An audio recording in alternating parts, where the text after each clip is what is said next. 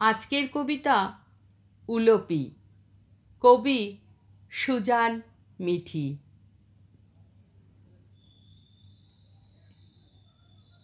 আমি পঞ্চসতীর সতী নই, আমি ক্ষত্রিয় রাজকন্যা নই, আমি অলঙ্কার বিভূষিতা অহংকারী কুলবধূও নই, আমি নাগরাজ কৌরবের কন্যা উলোপি, সামান্য নারী মাত্র।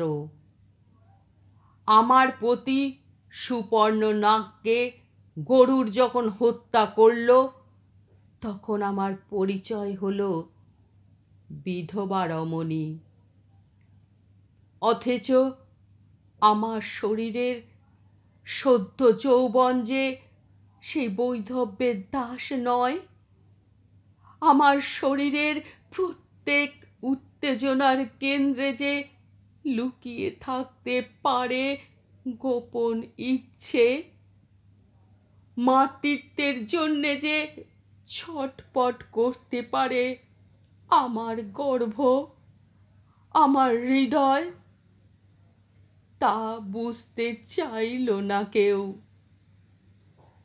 পিতার আলোয় বৈধব্যের শৃঙ্খলা মানতে মানতে আমি ইহজীবন অতিবাহিত করে দেব, এই তো নিয়ম।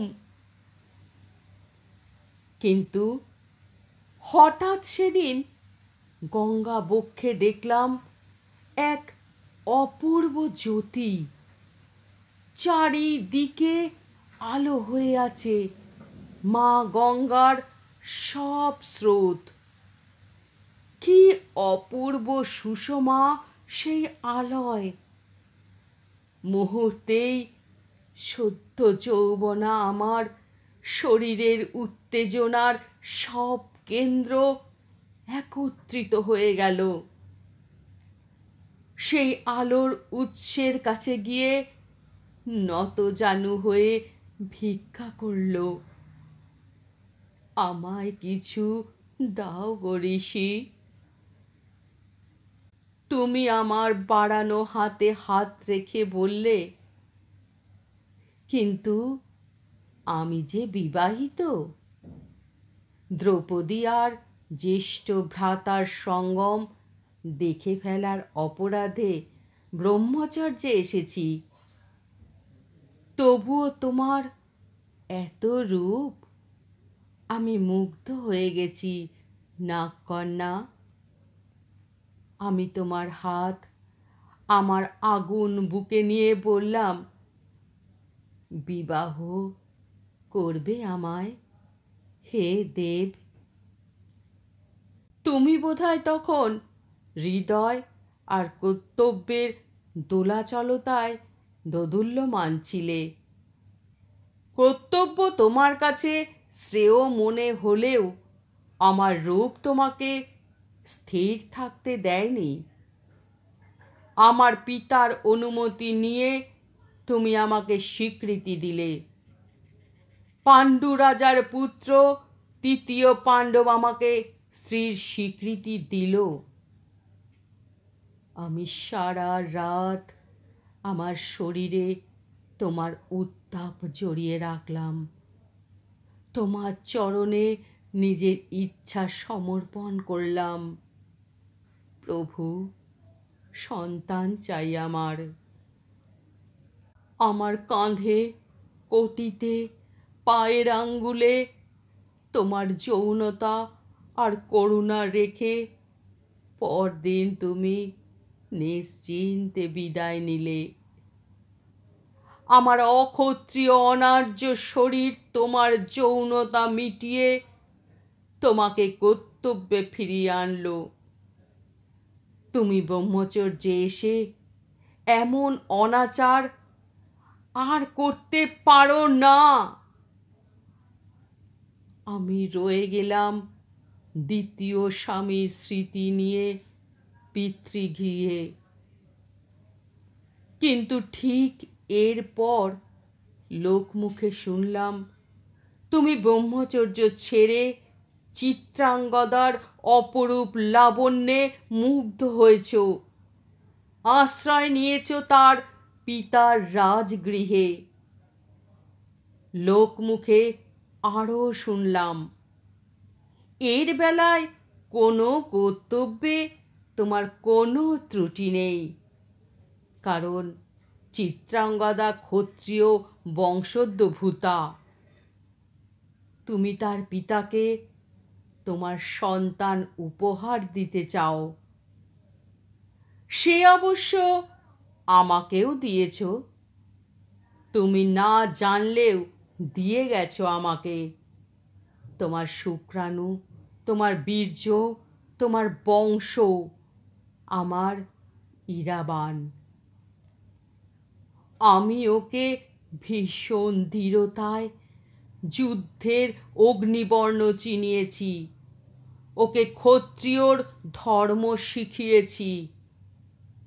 তারপর শুনেছি তোমার বংশের রাজসূয় যজ্ঞে যাচ্ছে বিদুষী চিত্রাঙ্গদা তার পুত্রকে নিয়ে। আমি অনার্য রমণী, আমার কি আর পাণ্ডব রাজসূয়ে নিমন্ত্রণ হওয়া সাজে? কিন্তু এরপর যখন যুদ্ধ শুরু হলো, কুরুক্ষেত্রের ভয়ঙ্কর যুদ্ধে তুমি প্রতিপক্ষ ভীষ্মকে বধ করতে কোন আর্যের ভূমিকা পালন করলে? হে পতি, শিখণ্ডীকে সামনে বসিয়ে তুমি যুদ্ধের নতুন কৌশল আবিষ্কার করলে। ভীষ্মের ভ্রাতাগণ তোমায় অভিসম্পাত করল নরক দর্শনে। গঙ্গা বক্ষে সিক্ত আমি তখন তোমার সুপ্রার্থনা করছিলাম। তাদের পায়ে মাথা কুটে আমি প্রতিকার জেনে নিলাম সে অভিশাপের। আমি তোমার স্ত্রী, তোমার মঙ্গল কামনাই আমার একমাত্র কাম্য। আমার পুত্র ইরাবানকে ঠেলে দিলাম যুদ্ধে। হে স্বামী, তোমার ওই এক রাতের বীর্যস্খলন কি একেবারেই স্মৃতির অতীত হয়ে গিয়েছিল?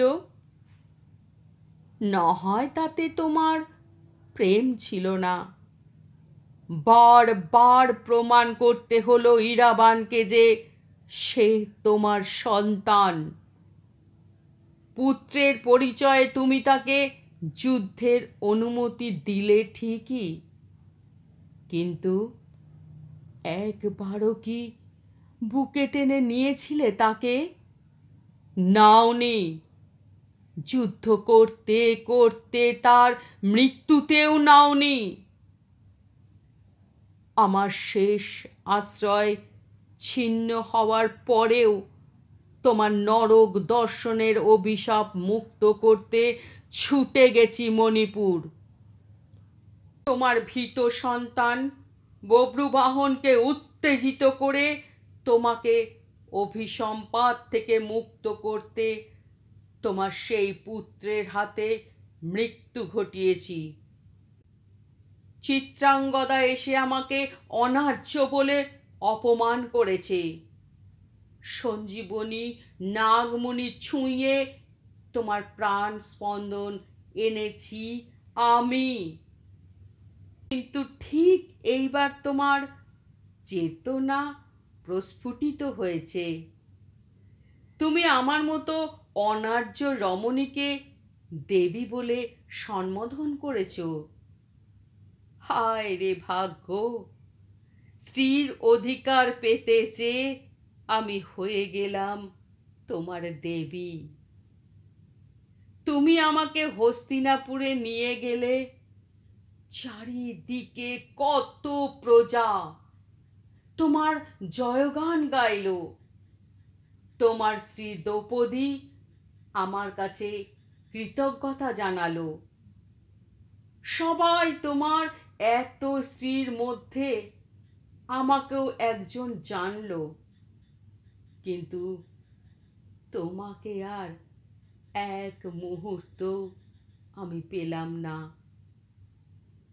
এরপর যখন মহাপ্রস্থান করলে, যখন আর কিছুই নেই আমার, তখন তোমার পঞ্চভ্রাতার সঙ্গে স্থান পেল কেবল দ্রৌপদী। আমি উলূপী, তৃতীয় পাণ্ডবের এক রাত্রির সহবাসী স্ত্রী, পুত্রহারা একজন অনার্য রমণী, প্রবল বেগে ঝাঁপিয়ে পড়লাম গঙ্গা বক্ষে। তুমি ভাবলে আত্মহত্যা। দ্রৌপদী দু হাত কপালে তুলে প্রণাম করে বলল, পতির শোকে আত্মার শান্তি হোক। কিন্তু মা গঙ্গা জানল আমি ঠিক এইখান থেকে আবার শুরু করতে চাই। আমি ঠিক এইখানে আবার জন্ম নিতে চাই ব্রহ্মচর্যে অর্জুন হয়ে। আর এরপর তুমি হবে অনার্য উলূপী। এইখানে স্নানরত আমাকে দেখে তোমার বাহু বন্ধনে জড়িয়ে নেবে আমার হাত। আমার উত্তাপে ভিজবে পূর্ণ এক রাত্রি। তারপর কোনো একদিন জীবনে আর অধিকার পেতে চাইবে না। শুধুই তোমাকে উপেক্ষা করব আমি, বিস্মিত হব। সমস্ত অভিমান জলাঞ্জলি দিয়ে তোমার পুত্রকে মৃত দেখেও শোক না করে তুমি আমার অভিশাপ মুক্তির উপায় ভেবে চলবে। বেঁচে ওঠার পরে আমি তোমাকে দেবী বলে ডাকব। এর জন্মের প্রত্যেক স্মৃতি তোমার ফিরে আসবে এইবার। আমার মহাপ্রস্থানের পথে তুমি চিৎকার করে ডাকবে, উলূপী! আমি অনার্য রমণী নই, আমি তৃতীয় পাণ্ডব অর্জুন। আমাকে সঙ্গে নাও। আমি আমার ভুবন ভোলানো হাসি নিয়ে দ্রৌপদীর আগে আগে স্বর্গে গিয়ে উঠব। আমার অনার্য আত্মার উপর তখন গজানো আছে অর্জুনের কায়া। তোমার উলূপী শরীর আর ক্ষত্রিয় মন দেখে বড় মায়া হবে আমার। কিন্তু তোমার ঠিক তখন কি হবে? ক্ষত্রিয়ের আভিজাত্য নাকি অনার্যের অভিমান? ঠিক এইখান থেকে শুরু হবে এক নতুন মহাভারত। তাই আমি গঙ্গা বক্ষে ঝাঁপ দিলাম পতি। অর্জুন যখন উলূপী আর অনার্য, তার বুকে যখন কান্নার অভিমান, রাজসূয় যজ্ঞে তৃতীয় পাণ্ডব যখন অনাহুত, গঙ্গার বক্ষের এইখানে শুরু হবে নতুন মহাভারত। শুধু ব্যাসদেব জেগে ওঠার অপেক্ষা, শুধু ব্যাসদেবের জেগে ওঠার অপেক্ষা, শুধু ব্যাসদেবের জেগে ওঠার অপেক্ষা। আমার এই আবৃত্তি পাঠ আপনাদের যদি এতটুকু ভালো লেগে থাকে, আমার এই ছোট্ট চ্যানেলটিকে সাবস্ক্রাইব করে পাশে থাকার অনুরোধ রইল। নমস্কার।